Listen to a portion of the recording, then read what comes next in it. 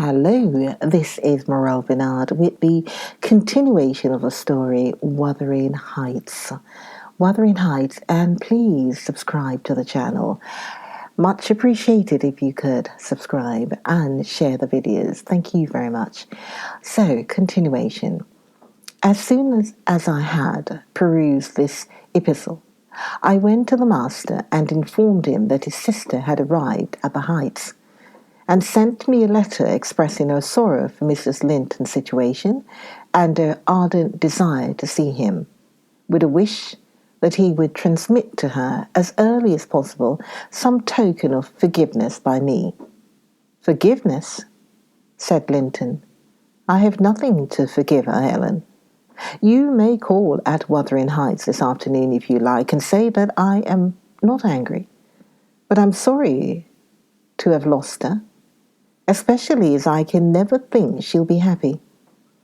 It is out of question my going to see her. However, we are eternally divided, and should she really wish to oblige me, let her persuade the villain she has married to leave the country."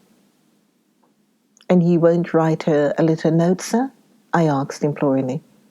"No," he answered. "It is needless. My communication with Heathcliff's family shall be as sparing as his with mine. It shall not exist." Mr. Edgar's coldness depressed me exceedingly, and all the way from the Grange I puzzled my brains how to put more heart into what he said when I repeated it, and how to soften his refusal of even a few lines to console Isabella. I dare say she had been on the watch for me since morning. I saw her looking through the lattice as I came up the garden causeway, and I nodded to her, but she drew back as if afraid of being observed. I entered without knocking. There never was such a dreary, dismal scene as the formerly cheerful house presented.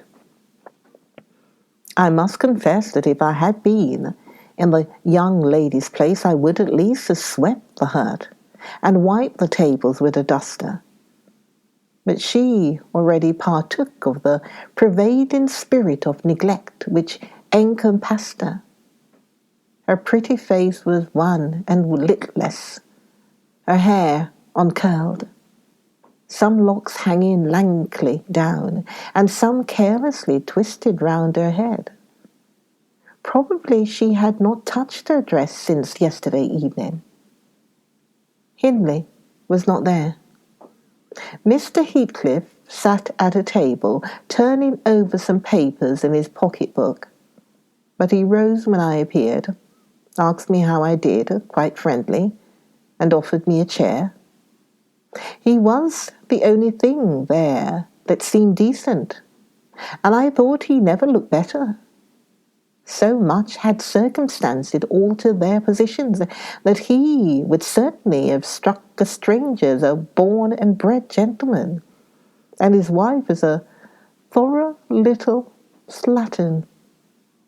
She came forward eagerly to greet me, and held out one hand to take the expected letter.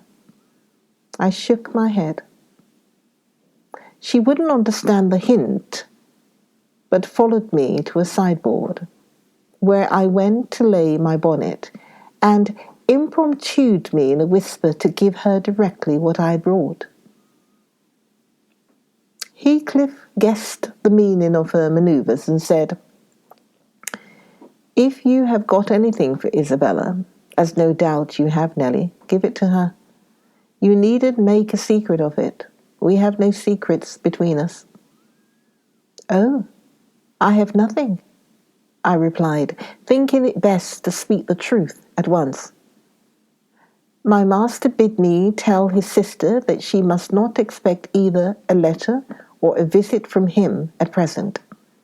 He sends his love, ma'am, and his wishes for your happiness, and his pardon for the grief you have occasioned, but he thinks that after this time his household and the household here should drop into communication, as nothing could come of keeping it up." Mrs. Heathcliff's lip quivered slightly, and she returned to her seat in the window. Her husband took his stand on the hearthstone near me and began to put questions concerning Catherine. I told him as much as I thought proper of her illness, and he extorted from me my cross-examination most of the facts connected with its origin. I blamed her, as she deserved, for bringing it all on herself, and ended by hoping that he would follow Mr. Linton's example and avoid future interference with his family, for good or evil. Mrs. Linton is now just recovering, I said. She'll never be like she was, but her life is spared, and if you really have a regard for her, you'll shun crossing her way again. Nay, you'll move out of this country entirely, and that you may not regret it. I'll inform you, Catherine Linton is as different now from your old friend, Catherine Hernshaw, as that young lady is different from me. Her appearances changed greatly, her character much more so, and the person who is compelled of necessity to be her companion will only sustain his affection hereafter by the remembrance of what she once was, by common humanity and a sense of duty. That is quite possible, remarked Heathcliff, forcing himself to seem calm. Quite possible that your master should have nothing but common humanity and a sense of duty to fall back upon. But do you imagine that I shall leave Catherine to his duty and humanity? And can you compare my feelings respecting Catherine to his? Before you leave this house, I must exact a promise from you that you'll get me an interview with her. Consent or refuse, I will see her. What do you say? I say, Mr. Heathcliff, I replied, you must not, you never shall, through my means. Another encounter between you and the master would kill her altogether. With your aid, that may be avoided, he continued. And should there be danger of such an event, should he be the cause of adding a single trouble more to her existence, why, I think I shall be justified in going to extremes. I wish you had sincerity enough to tell me whether Catherine would suffer greatly from his loss. The fear that she would restrains me. And there you see the distinction between our feelings. Had he been in my place, and I in his, though I hated him with a hatred that turned my life to gall, I never would have raised a hand against him. You may look incredulous, if you please. I never would have banished him from her society as long as she desired his. The moment her regard ceased, I would have torn his heart out and drunk his blood. But till then, if you don't believe me, you don't know me till then. I would have died by inches before I touched a single hair of his head. And yet, I interrupted, you have no scruples in completely ruining all hopes of her perfect restoration by thrusting yourself into her remembrance now, when she has nearly forgotten you, and involving her in a new tumult of discord and distress. You suppose she has nearly forgotten me, he said. Oh, Nelly, you know she has not. You know as well as I do that for every thought she spends on Linton, she spends 1,000 on me. At a most miserable period of my life, I had a notion of the kind. It haunted me on my return to the neighbourhood last summer, but only her own assurance could make me admit the horrible idea again. And then, Linton would be nothing, nor Hindley, nor all the dreams that ever I dreamt. 2 words would comprehend my future: death and hell. Existence after losing her would be hell. Yet I was a fool to fancy for a moment that she valued Edgar Linton's attachment more than mine. If he loved with all the powers of his puny being, he could not love as much in 80 years as I could in a day. And Catherine has a heart as deep as I have. The sea could be as readily contained in that hoarse trough as her whole affection be monopolized by him. Tush! He is scarcely a degree dearer to her than her dog, or her horse. It is not in him to be loved like me. How can she love in him what he has not? Catherine and Edgar are as fond of each other as any 2 people can be, cried Isabella with sudden vivacity. No one has a right to talk in that manner, and I won't hear my brother depreciated in silence. Your brother is wondrous fond of you too, isn't he? Observed Heathcliff scornfully. He turns you adrift on the world with surprising alacrity. He's not aware of what I suffer, she replied. I didn't tell him that. You have been telling him something, then? You have written, have you? To say that I was married, I did write. You saw the note.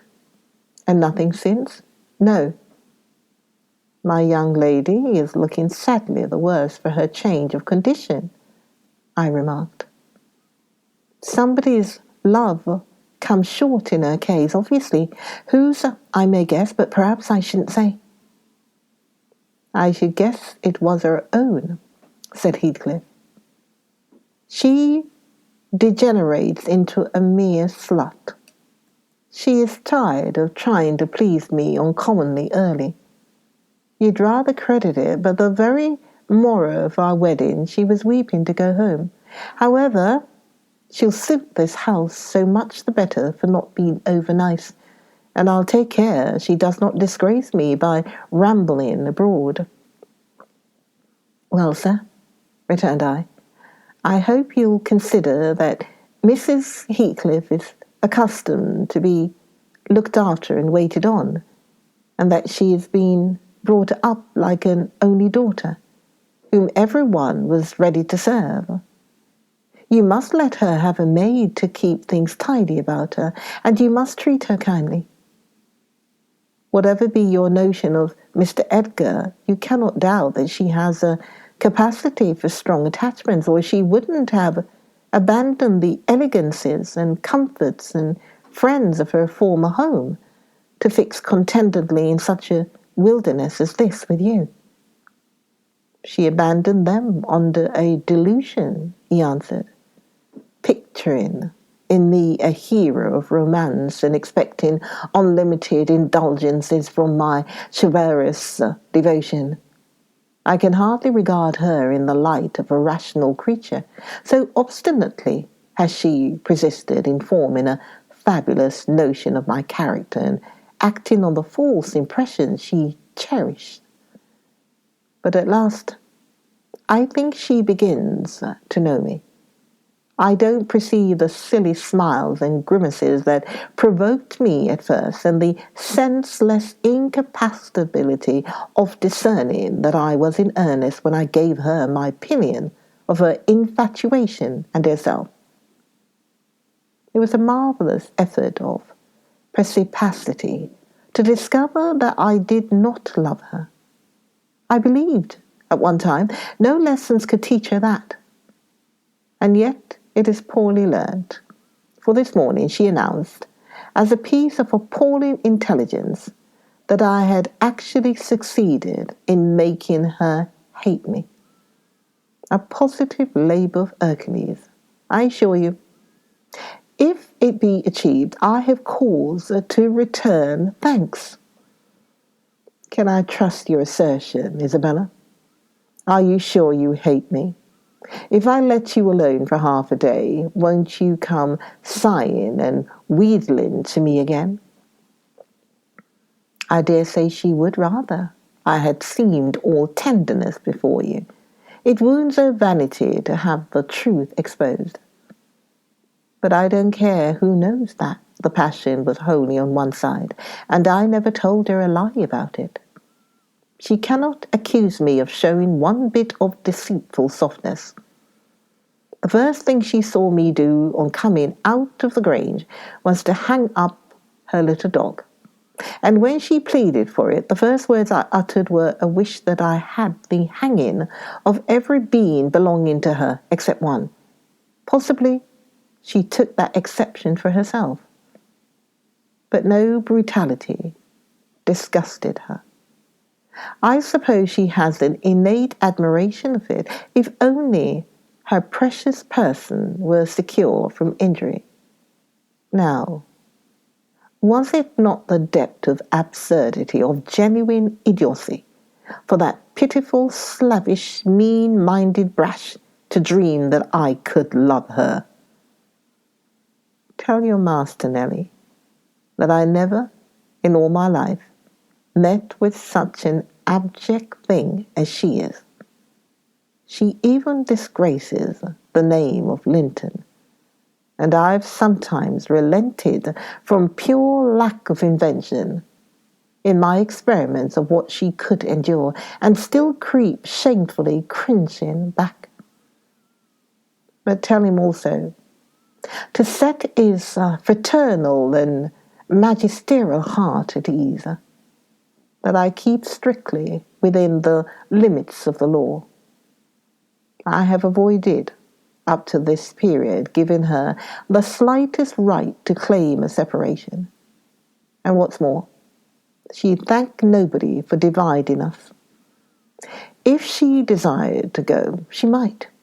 The nuisance of her presence outweighs the gratification to be derived from tormenting her. Mr. Heathcliff, said I, this is the talk of a madman. Your wife, most likely, is convinced you are mad, and for that reason she has borne with you hitherto.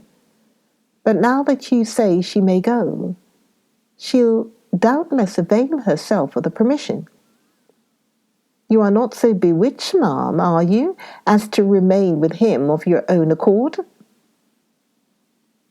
Take care, Ellen, answered Isabella, her eyes sparkling earfully. There was no misdoubting by their expression the full success of her partner's endeavours to make himself detested.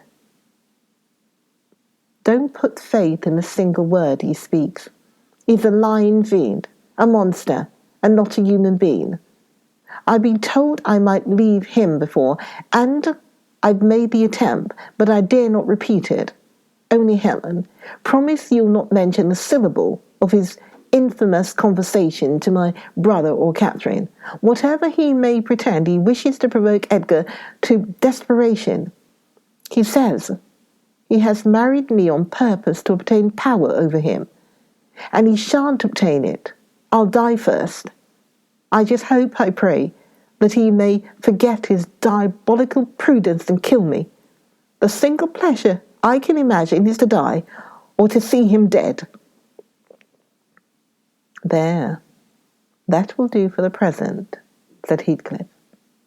If you are called upon in a court of law, you'll remember her language, Nelly, and take a good look at that countenance. She's near the point which would suit me.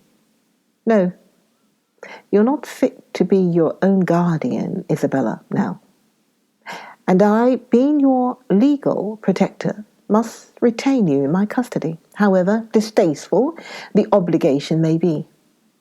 Go upstairs. I have something to say to Ellen Dean in private. That's not the way upstairs, I tell you. Why, this is the road upstairs, child. He seized and thrust her from the room, and returning muttering, I have no pity. I have no pity. The more the worms writhe, the more I yearn to crush out their entrails. It is a moral tea then, and I grind with greater energy in proportion to the increase of pain. Do you understand what the word pity means? I said, hastening to resume my bonnet. Did you ever feel a touch of it in your life? Put that down, he interrupted, perceiving my intention to depart. You are not going yet. Come here now, Nellie. I must either persuade or compel you to aid me in fulfilling my determination to see Catherine, and that without delay. I swear that I meditate no harm.